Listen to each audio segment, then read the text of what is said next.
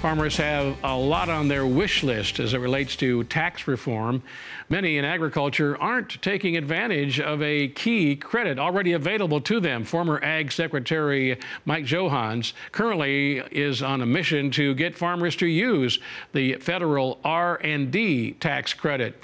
Former Secretary Johahnns joining me now by telephone to share his thoughts on us. Mr. Secretary, good to always visit with you. Mark, it's a pleasure. Nice to talk to you. Absolutely. Tell us about your new role, first of all, in this new group to promote the R&D tax credit.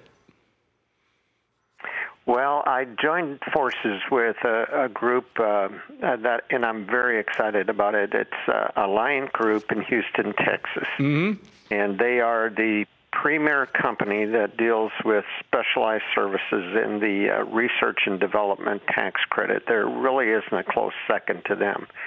And your comment is absolutely right. The more we work with agriculture, and they have a tremendous agriculture practice already, the more we realize that people aren't utilizing the R&D tax credit, and it's available. It's on the books. You don't need to go to Congress and get new laws written. It's there, and so we're talking to people how it works and trying to educate them that they should reach out to Alliant Group, and which is easy to do, Mark.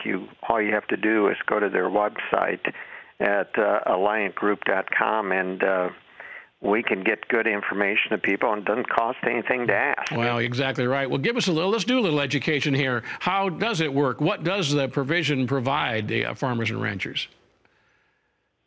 I'll give you some perfect examples. If you went to the Wall Street Journal today, there's a big article about dairy and improving animal genetics to improve dairy products. Perfect example. Animal genetics, plant genetics. Maybe there's somebody out there in the poultry industry that is working on making their poultry products a better product. So they're involved in development and research. Maybe they're raising a different size bird than what we've seen, so it meets the demand by consumers. That would be a perfect example.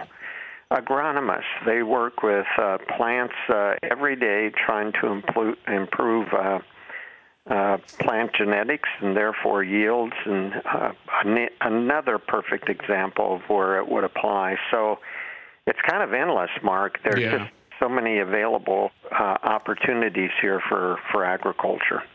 And again, how can our viewers and listeners start to learn more? By going to that website, I think would be the first place. Would you agree, Mike?